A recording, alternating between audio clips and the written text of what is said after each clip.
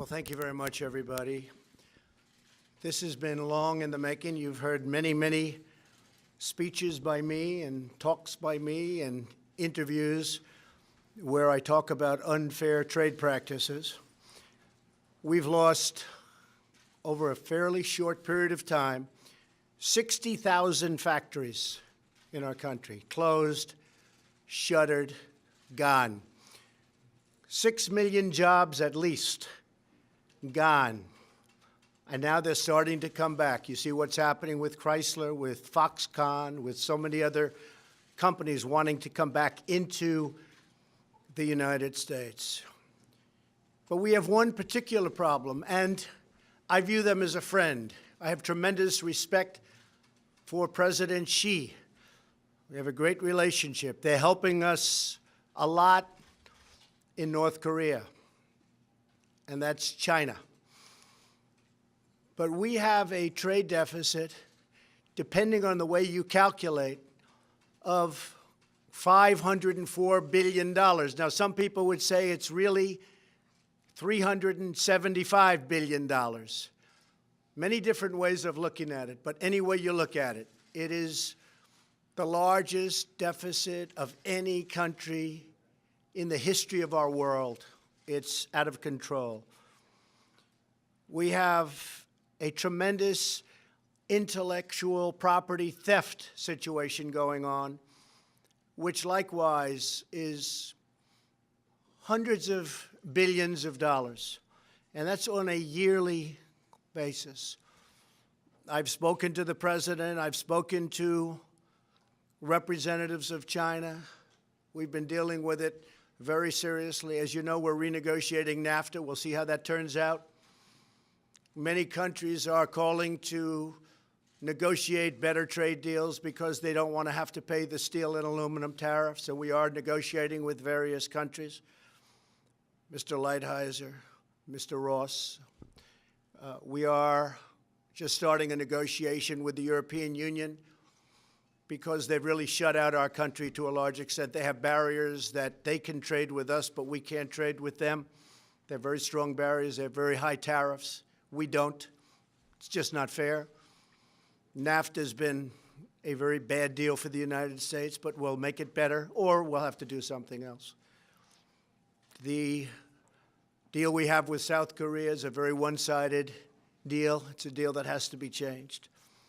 So we have a lot of things happening, but in particular with China, we're going to be doing a Section 301 trade action. It could be about $60 billion, but that's really just a fraction of what we're talking about. I've been speaking with the highest Chinese representatives, including the president, and I've asked them to reduce the trade deficit immediately by $100 billion. It's a lot. So that would be anywhere from 25%, depending on the way you figure, to maybe something even more than that. But we have to do that. The word that I want to use is reciprocal. When they charge 25% for a car to go in, and we charge 2% for their car to come into the United States, that's not good. That's how China rebuilt itself. The tremendous money that we've paid since the founding of the World Trade Organization, which has actually been a disaster for us. It's been very unfair to us. The arbitrations are very unfair. The judging's been very unfair. And knowingly, we always have a minority, and it's not fair. So we're talking to World Trade, we're talking to NAFTA, we're talking to China, we're talking to European Union. And I will say every single one of them wants to negotiate. And I believe that in many cases, maybe all cases, we'll end up negotiating a deal. So we've spoken to China, and we're in the midst of a very large negotiation. We'll see where it takes us. But in the meantime, we're sending a Section 301 action. I'll be signing it right here, right now. I'd like to ask Bob Lighthizer to say a few words about the 301 and where we are in that negotiation. And we're doing things for this country that should have been done for many, many years. We've had this abuse by many other countries and groups of countries that were put together in order to take advantage of the United States, and we don't want that to happen. We're not going to let that happen. It's probably one of the reasons I was elected, maybe one of the main reasons, but we're not going to let that happen. We have right now an $800 billion trade deficit with the world. So think of that.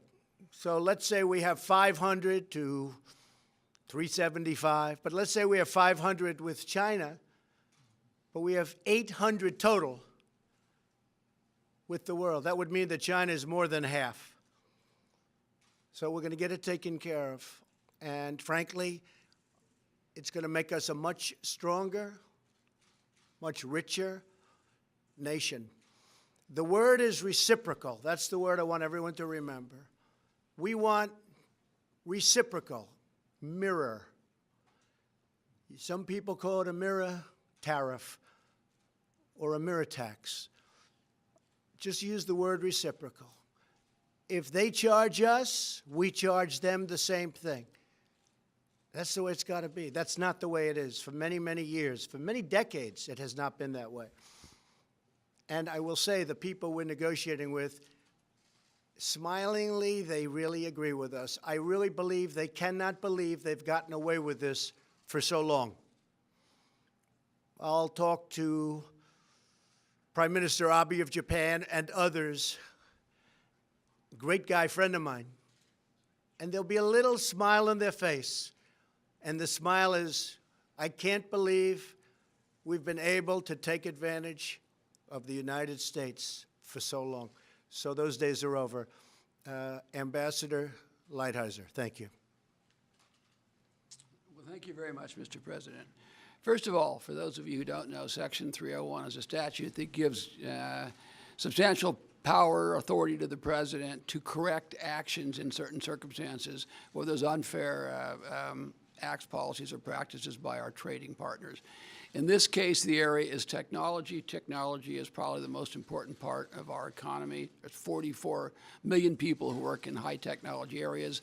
No country has as much technology-intensive industry as the United States, and technology is really the backbone of the future of the American economy. Given these problems, the President asked USTR to conduct a study. We conducted a thorough study. We had hearings.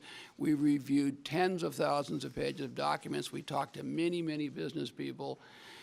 We had testimony, as I say, and we concluded that, in fact, China does have a policy of forced technology transfer, of requiring licensing at less than economic value, at state capitalism, wherein they go in and buy technology in the United States in non-economic ways, and then finally of cyber theft.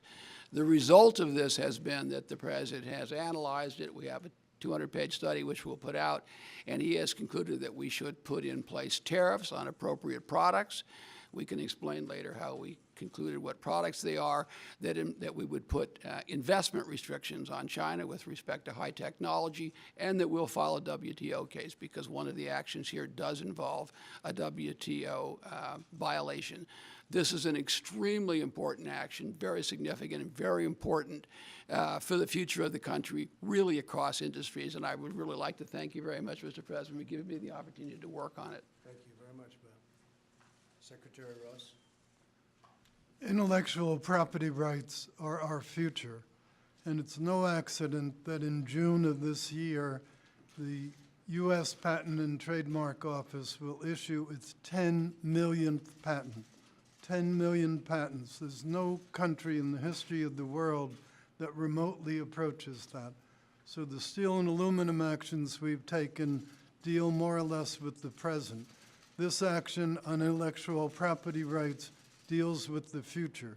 So we're trying to solve both today's problem and problems that otherwise will be forthcoming. That's why these actions are so important and so important in unison with each other. We will end up negotiating these things rather than fighting over them, in my view. Mike Pence would like to say something. Thank you, Mr. President, and to all our honored guests. Today's action sends a clear message that this president and our entire administration are determined to put American jobs and American workers first. The action the president will take today under Section 301 also makes it clear that the era of economic surrender is over. The United States of America is taking targeted and focused action to protect not only American jobs, but America's technology, which will power and drive an innovation economy for decades to come. It is just one more step of a promise made and a promise kept by President Trump. So we'll sign right now. I just want to let everybody know, just for a second time, that we are in the midst of very major and very positive negotiations. Positive for the United States, and actually very positive for other countries also. We have some of our great business leaders, and leaders, period, right behind me. I may ask Marilyn Lockheed, the leading woman's business executive in this country, according to many. And we buy billions and billions of dollars worth of that beautiful F-35. It's stealth. You cannot see it. Is that correct? That's correct. Better Mr. be President. correct, right? Absolutely. Marilyn, please say a few words. Well, thank you, Mr. President. I would just say that this is a very important moment for our country in that we are addressing what is a critical area for the aerospace and defense industry, and that is protecting our intellectual property. As has been expressed, that is a threat to us if we have that stolen from our companies, because that is the lifeblood of our companies. And so we very much welcome this action on the part of the Trump administration and the President of the United States. Thank you. Thank you, Marilyn.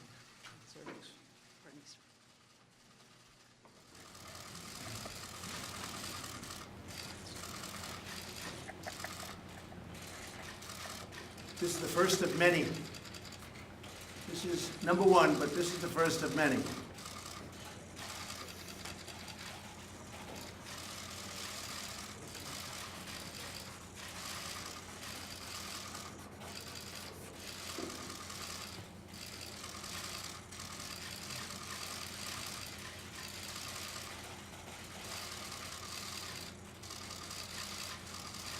Thank you all very much. Marilyn? Thank you, Mr. President. Thank you very much. Would you like to testify in Special Counsel Robert Mueller's term? Thank you. Your lawyer, John Gallagher, signed statement.